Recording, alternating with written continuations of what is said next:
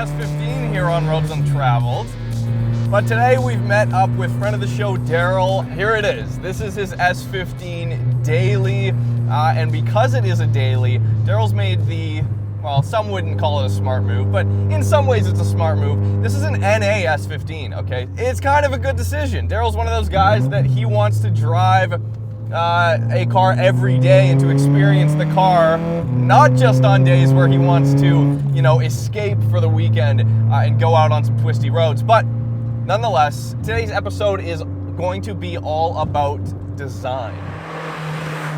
I mean, this is a 20-plus-year-old vehicle. The S15 ran from 1999 to 2002. And let's just take a look at some of the other cars that were kind of running the streets around that time. What did America have? In the Japanese world, when you want to make fun of an S15 owner, you call it a Grand Am. You call it a Pontiac Grand Am because of the taillights. Look at the Corvette. Look at the C5 Corvette, late 2000s. The Corvette still had pop-up headlights. You've got the fourth gen Camaro. I legitimately want to puke every time I see a fourth gen Camaro. It still is a twin cam 2-liter inline 4. You've got a bunch of room in the engine bay, a little bit more than you would in a spec-r. Awesome, I love this touch too. The center lock, it's a fake center lock, but it's the center lock look, which is rad, and the 5 spokes just go so well here with the classic S15 silver. And then what he's gone ahead and done is put R32 GTR front calipers on there, so he's got a little bit more braking power than you would have stock.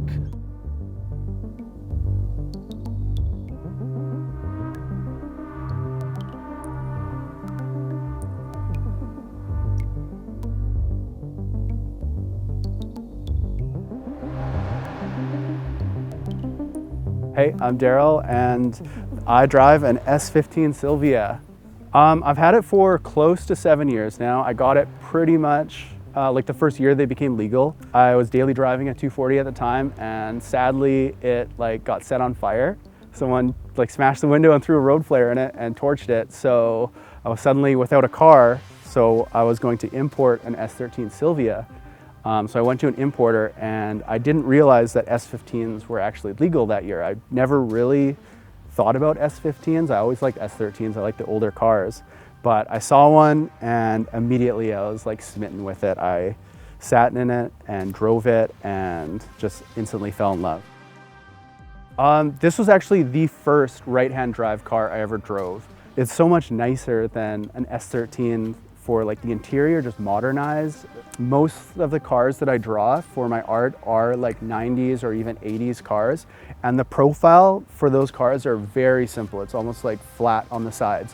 Whereas when I do modern cars, there's creases and lines and cuts all throughout the side profile and on the the bumpers. And the S15 has a little bit of that. For its time, it's actually quite a bit. And even going back to American cars at the time, or other even Japanese or European cars, they were still very bubbly from the 90s when they just went super rounded after the 80s. But with the S15, they've already moved away from that. You see subtle creases and lines all over it that really wasn't apparent until 5 or 10 years after the S15 came out.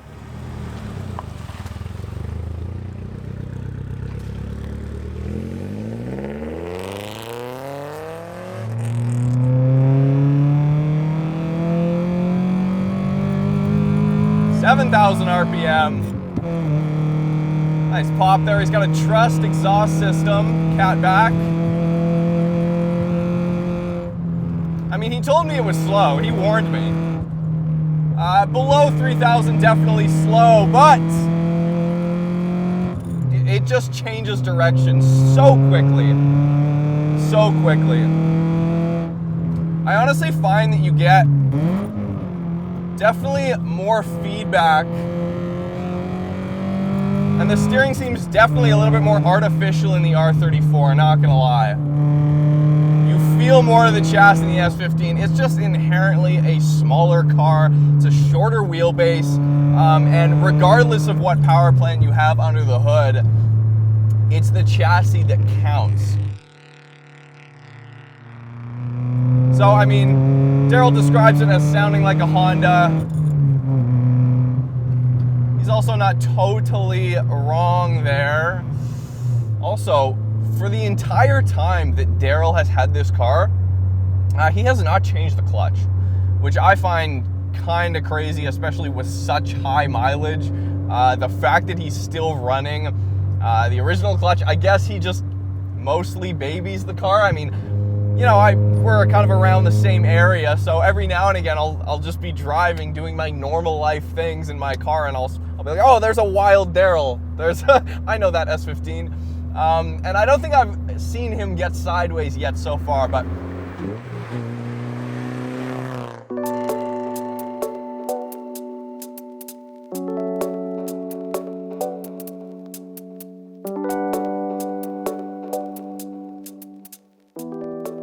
well, there's definitely hero cars in the JDM scene, and the S15 is like a big one. It's been featured in so many different iconic, you know, shows and just media with the R34, with the Supra. So they're kind of just going crazy, which is funny because S chassis in general never really had that premium price that a Supra or an R34 had, but the S15 gets it for some reason. I don't know what it is about it. It has like the mystique that the higher end JDMs have, when really it's just like a little base economy sports car. But it's also the look. Like they really nailed it with the look of these cars. Yeah, well at the time when I bought this, the market for all JDMs was really low. And I did get this for like an extremely good price, but the difference between a non-turbo and a turbo at that point wasn't that significant. So I kind of wish I did spend a little bit more and get the turbo, just because now the price of a turbo car is just absolutely insane. Even NA cars are getting up there now, but it would have been an investment for sure. Even back then, you could get a Mark IV Supra for like 10 grand or less in non-turbo form, and now that's a $30,000 car.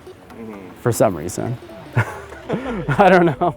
I'm still unsure about that one, but.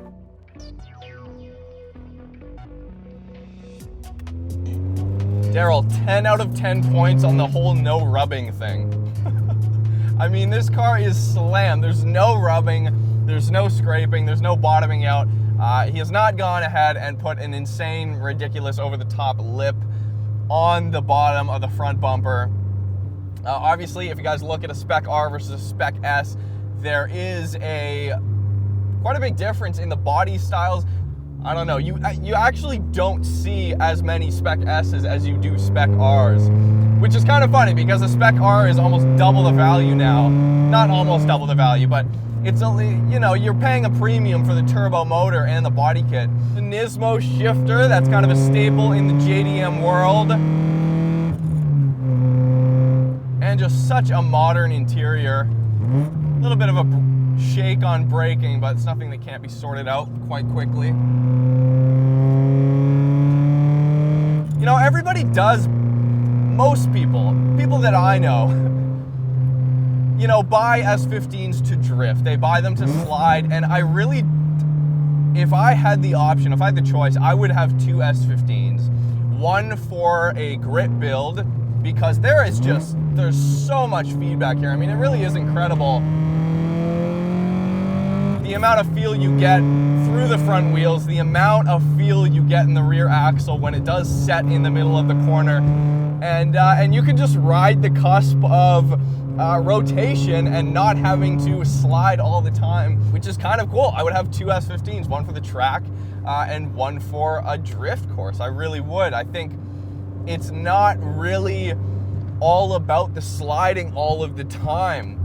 It's a preservation thing, you know? We do have to, as much as the S15 is a mass-produced Japanese car, at the end of the day, it is a 20-year-old Nissan. We do have to kind of look after them because, like I said, there are going to be those guys and those people, unfortunately, that just have money and want to be part of the cool kids. I don't blame them, that are gonna bring them in just for the clout, and that are gonna start ruining them and disrespecting them and crashing them while not even drifting, just driving on the road, just a pure negligence. So here, if you're looking to get into the S15 game, what Darryl would suggest and what I would suggest is you should have got in years ago. You should have got in years ago.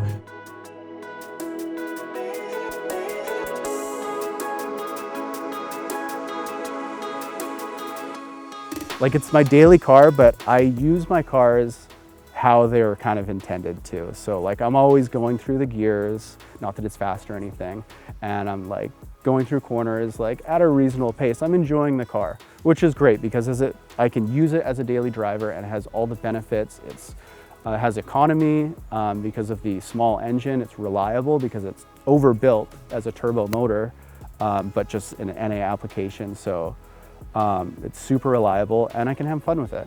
I definitely get a lot of attention from males. It's pretty much always guys. I really like it when kids see it and get excited.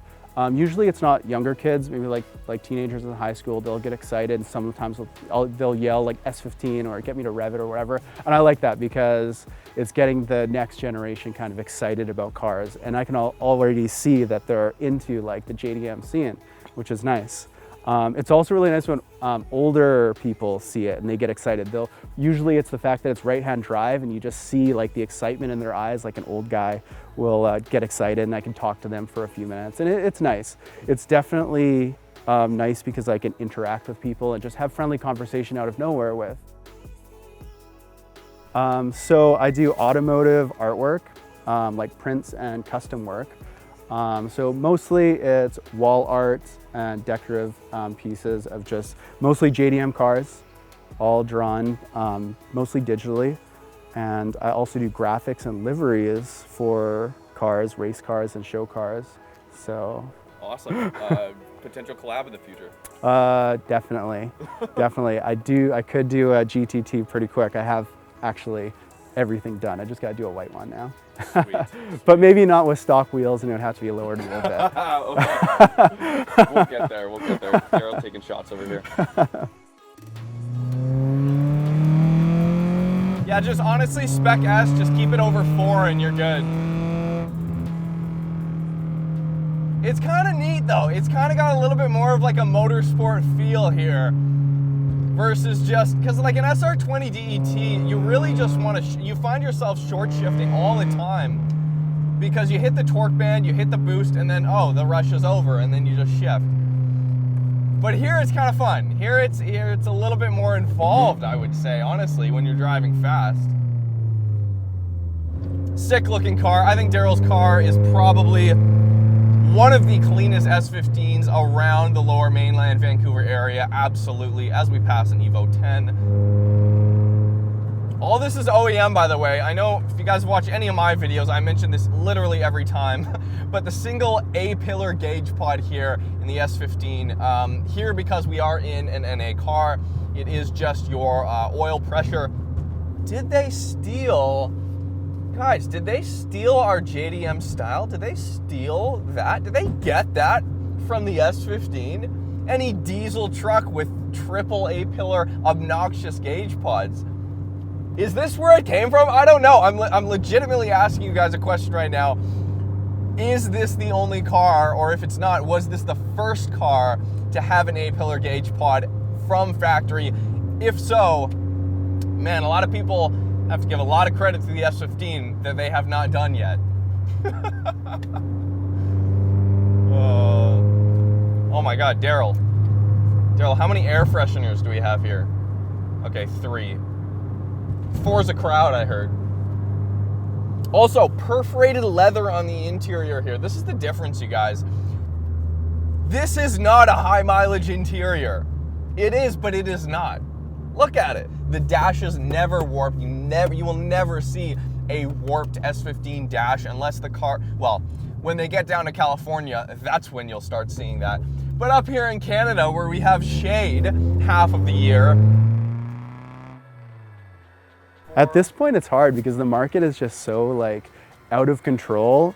I don't even really know where to look. I mean, they're really good cars and really reliable parts.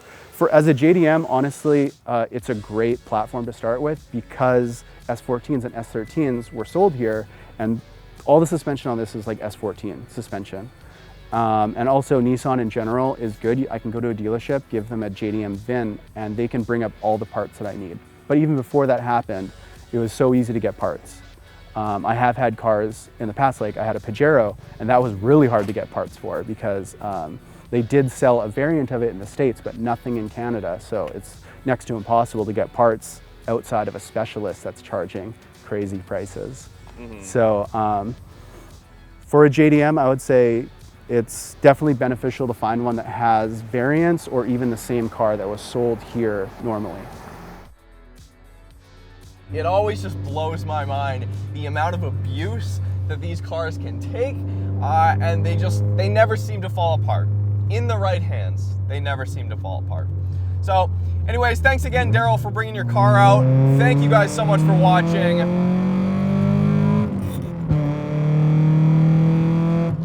This has been another episode of Roads Untraveled. You know, NA S15, slow, but not boring. Slow, but not boring. Really loud. Really loud, though. Just rolled the window down so you guys can actually hear how loud it is.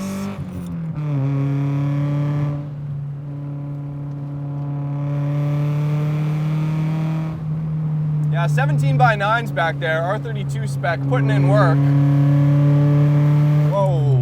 Hit me up on Instagram at Roads Untraveled if you want to see what we're shooting on a day-to-day basis and what we've got coming up. We've got an S14.5 coming up. I'll give you that one. And we'll see you guys very, very soon.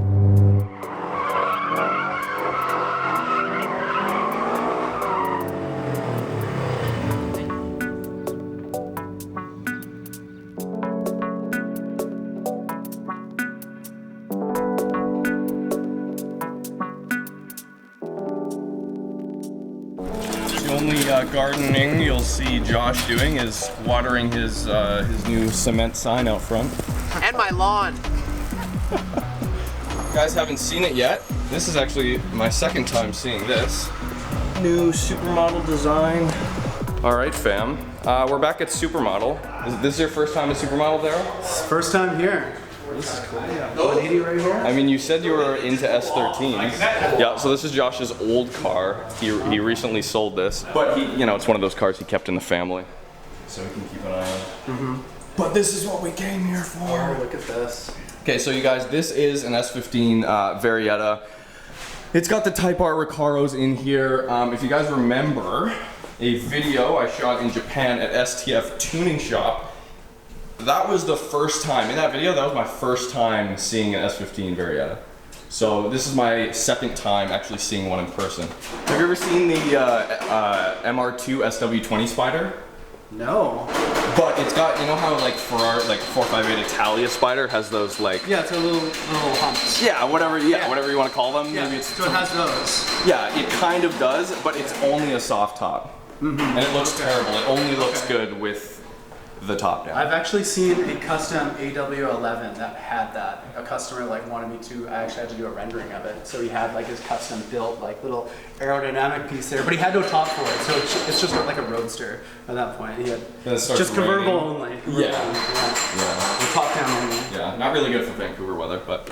It worked though, it surprisingly worked. Whoa, back seats too? Yeah, no, never mind, no back seats. If you guys don't know, I believe OJ was actually telling me this last time we were here that, and I didn't know this when I saw the first one. I knew it was rare because I'd never seen one around Vancouver, but apparently only 1,000 of these were ever made. 1,150. And then we've been bullshitting about how many are actually left. Gotta be half of them fucking written off the rest of the way. At least half of those fucking suck. So you're down to 300 decent ones. Probably half those 300 are hacked up pretty bad. Yeah. To get kits and shit. So yeah, not many fucking clean ones. This one was really clean. The only thing that's been modified on is that back fender. we're basically putting that back to factory. So I think they call it doing God's work. yeah, exactly. It's a great way of putting it. This is an actual Brady front end? Yeah, actual ready front end. It's so nice. So rare. It's really, oh yeah. I don't want to cut it yet, just because I'm probably going to end up putting this on my other car. It's just bumping into the front memory here. But this, when the bumper was off, it fits like cream. Just It's super nice, yeah. I've always wanted these, but it's impossible to get them. Okay, so that was another. This was Darryl's S15. Darryl's S15. Thanks for bringing the car out, man. Yeah, it was a lot of fun. I know you guys, it's daily. It's an NA car. Yeah, I gotta take it a little easy on sometimes, but I definitely have fun with that. Usually in the rain. Easy to do here in Vancouver. Yeah. Go check out Darryl's stuff in the link below. Thank you. Peace, dude. Awesome.